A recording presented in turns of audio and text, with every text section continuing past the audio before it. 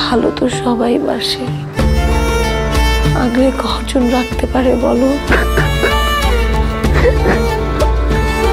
মানুষ বাঁচে অপেক্ষায় আর অপেক্ষা বাঁচে আশায়। হ্যালো, আমি আরিয়ান। আমি মাত্র একটা ফিল্ম দেখলাম চরকি থেকে, ঘুম পড়ি, যেটা ডিরেক্টর জাহিদ প্রীতম, যেটার কাস্টিং এ রয়েছে প্রীতম হাসান, তানজিন তিশা, পারশা, আরো অনেকেই। অনেস্টলি যদি এটাকে অনারে বলি তাহলে সিম্পলি গুড। দেখেন, আমরা এখন এত এত গল্প দেখি, সেটা রমকমের ভিতর হতে পারে, সেই গল্পে ট্র্যাজেডি থাকতে পারে, বা অনেক কিছুই হতে পারে। দেখা যায় এখনকার 90% কাজ হচ্ছে বা 90% গল্প হচ্ছে প্রেডিক্টেবল। আপনি একটা গল্প দেখছেন, সেটা ফিল্ম হতে পারে, সেটা নাটক হতে পারে, যে কোনো কিছু হতে পারে, বা সিরিজ হতে পারে, বাট সেটার বেশিরভাগ ক্ষেত্রেই দেখা যায় যে গল্পটা প্রেডিক্টেবল। কিন্তু সেই প্রেডিক্টেবল গল্পটা তখনই সুন্দর হয় যখন সেটার প্রেজেন্টেশনের ভিতর নতুন কিছু থাকে। ধরেন আমি ডিরেক্টর, আমার কাছে একটা গল্প রয়েছে, সেই গল্পটা আমি নিজেও জানি যে এটা কিছুটা প্রেডিক্টেবল, কিছুটা জানা। সো এই গল্পটা কি দর্শক পছন্দ করবে? এই গল্পটা কি দর্শক দেখবে?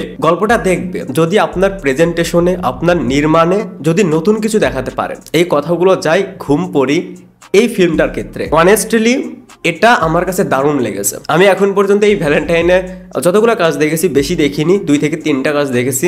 আমি জানি না যে কার কাছে কেমন লাগবে, কার কাছে কেমন লেগেছে, যারা অলরেডি দেখে ফেলেছেন, বাট আমার কাছে আমি পুরোটা এনজয় করেছি। 2টা গান রয়েছে, একটা আই থিঙ্ক কাজল চোখে এরকম লিরিক্স, সেটা শুনতে ভালো লাগে।